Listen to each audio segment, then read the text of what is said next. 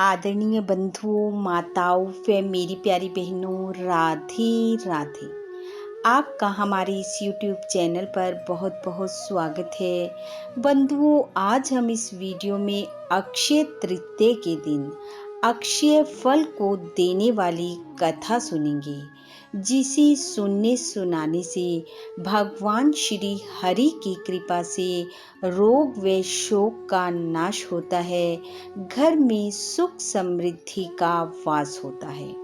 कथा सुनने के बाद यदि आप हमारे चैनल पर नए हैं तो कृपया हमारे चैनल को सब्सक्राइब करें, बेल आइकन को प्रेस करें ताकि हमारी वीडियो की नोटिफिकेशन सबसे पहले आप तक पहुंचे। वीडियो को शेयर व लाइक भी जरूर करें। बंधुओं, अक्षय तृतीया या आखा तीज वैशाख शुक्ल पक्ष की तृतीया को कहते हैं। हमारे हिंदू धर्म में इस दिन का बहुत ही विशेष महत्व है।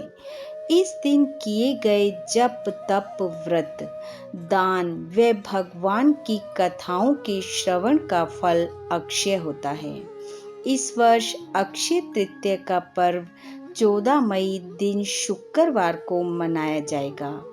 इस दिन को भगवान परशुराम जी की जयंती के रूप में भी मनाया जाता है। त्रेता युग का आरंभ भी इसी दिन से माना जाता है। इस दिन गंगा स्नान का बड़ा भारी महत्व होता है, परंतु इस बार स्थिति अनुकूल न होने के कारण ऐसा संभव नहीं है। इसलिए अपने घरों में रहते हुए स्नान के जल में गंगा जल मिलाकर स्नान करें। भगवान नारायण की लक्ष्मी जी सहित पूजा करें। भगवान को मिश्री व भीगे हुए चनों का भोग जरूर लगाएं। अक्षय तृतीया की कथा का श्रवण करते हुए भगवत भजन में समय व्यतीत करें। अधिक से अधिक नाम जाप करें। सबकी खुशहाली व इस महामारी रूपी संकट का भगवान श्री हरि शीघ्र अति शीघ्र नाश करें, ऐसी प्रार्थना हम सब मिलकर प्रभु चरणों में करें। आइए अब सुनते हैं अक्षय तृतीया की कथा। एक समय की बात है, धर्मराज युधिष्ठिर अश्वमेघ यज्ञ करवा रहे थे। तभी उन्होंने देखा कि एक नेवला वहां पर आया और यज्ञ के स्थान पर लोट लगाने लगा। उस नेवले का आधा शरीर स्वर्ण अर्थात सोने का था। जब धर्मराज युधिष्ठिर ने ऐसे नेवले को देखा तो उन्होंने वहां उपस्थित पुरोहितों से पूछा कि इस नेवले का आधा शरीर स्वर्ण का कैसे है। तब पुरोहितों ने कहा कि इसका कारण नेवले से ही पूछते हैं। राजा युधिष्ठिर ने अपना प्रश्न नेवले के सामने दोहरा दिया।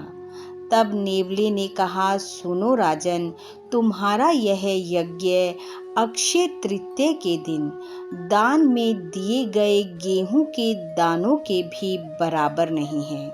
युधिष्ठिर ने पूछा कि आप ये कैसे कह सकते हैं, मुझे विस्तार पूर्वक बताएं। तब नेवले ने धर्मराज युधिष्ठिर के प्रश्न का उत्तर देते हुए कहा, सुनो राजन, बहुत समय पहले की बात है। मुगल नाम का एक ब्राह्मण खेत में से गेहूं के दाने बीन कर लाता और उससे अपना और अपनी पत्नी का पोषण करता।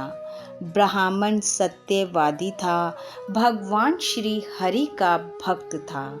दया और धर्म उसके विशेष आभूषण थे। एक समय अक्षय तृतीया के दिन भगवान विष्णु के मन में इच्छा जागृत हुई कि भक्त की परीक्षा लेनी चाहिए। तब भगवान वेश बदलकर अक्षय तृतीया के दिन ब्राह्मण के घर पहुंच गए और जाकर भिक्षा की याचना की। ब्राह्मण अभी खेत से गेहूं के दाने बीन कर लौटा ही था। अपने द्वार पर आए साधु को देखकर उस ब्राह्मण ने अपना और अपनी पत्नी के हिस्से का सारा गेहूं उठाकर भगवान की झोली में डाल दिया।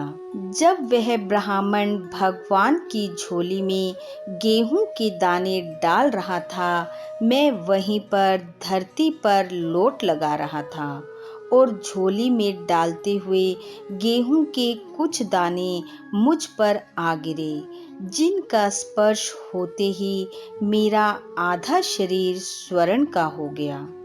तब से लेकर आज तक मैं पूरे शरीर को स्वर्णमय करने के लिए यज्ञों में घूम रहा हूँ, परंतु अक्षय तृतीया के दिन दिए गए अन्न के दाने के दान के बराबर कोई यज्ञ नहीं है जिससे मेरी संपूर्ण काया स्वर्ण की हो जाए। नेवले की यह बात सुनकर धर्मराज युधिष्ठिर लज्जित हुए और बोले, अक्षय तृतीया के दिन का इतना अधिक महत्व है तो मैं भी आज से नियम पूर्वक अक्षय तृतीया का व्रत कर दान पुण्य के कार्य करूंगा। और तभी से धर्मराज युधिष्ठिर ने अक्षय तृतीया का व्रत धारण करने का नियम लिया तथा दान पुण्य के कार्य करने आरंभ किए। इस प्रकार बंधुओं, अक्षय तृतीया के दिन का बहुत अत्यधिक महत्व है। इस दिन किए जाने वाले दान पुण्य की बराबरी बड़े बड़े यज्ञ भी नहीं कर सकते। इस दिन किए गए होम, जप, तप, स्नान, दान तथा कथा के श्रवण का फल अक्षय होता है और जो भी भावपूर्वक इस दिन इन कार्यों को करता है तो श्री हरि की कृपा से दरिद्रता कभी उसके पास नहीं आती। घर में सुख समृद्धि का वास होता है, रोग व शोक का नाश होता है। बंधुओं, अक्षय तृतीया की आप व आपके परिवार को बहुत बहुत शुभकामनाएं। श्री हरि की कृपा से आपके जीवन में अपार खुशियां आए। महालक्ष्मी की कृपा आप सब पर सदैव बनी रहे। इन्हीं शुभकामनाओं के साथ आप सबका बहुत बहुत धन्यवाद। राधे राधे।